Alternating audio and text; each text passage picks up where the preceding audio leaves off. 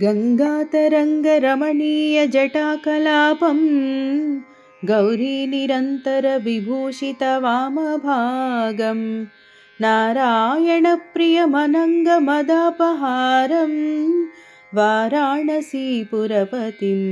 भज विश्वनाथं। वाचामगोचरमनेकगुणस्वरूपं वागीशविष्णुसुरसेवितपादपीठं वामेन विग्रहवरेण कलत्रवन्तं वाराणसीपुरपतिं भज विश्वनाथं। भूतादिपं भुजगभूषणभूषिताङ्गं व्याघ्राजिनाम्बरधरं जटिलं त्रिनेत्रं पाशाङ्कुशाभयवरप्रदशूलपाणिं वाराणसीपुरपतिं भज विश्वनाथं। सीतां सुशोभितकिरीटविराजमानं भाले क्षणानलविशोषितपञ्चबाणं नागाधिपारचितभासुरकर्णपूरं वाराणसीपुरपतिं भज विश्वनाथं।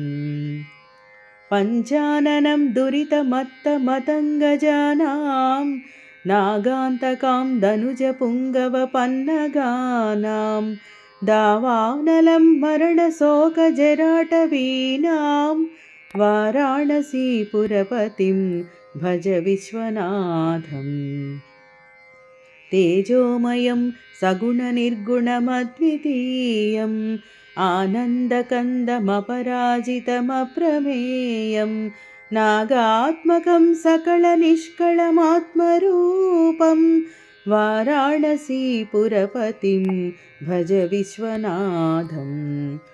आसां विहाय परिहृत्य परस्य निन्दां पापेरतिं च सुनिवार्य मनः समाधौ आदाय हृत्कमलमध्यगतं परेशं वाराणसीपुरपतिं भज विश्वनाथं।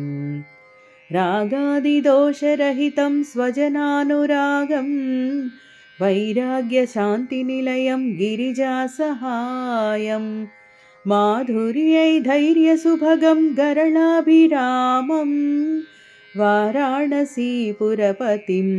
भज विश्वनाथं।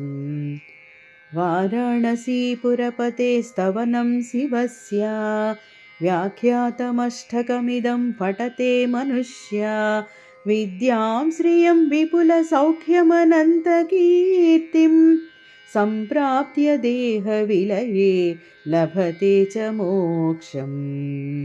विश्वनाथाष्टकमिदं पुण्यं य पठे शिवसन्निधौ शिवलोकमवाप्नोति शिवेन सह मोदते।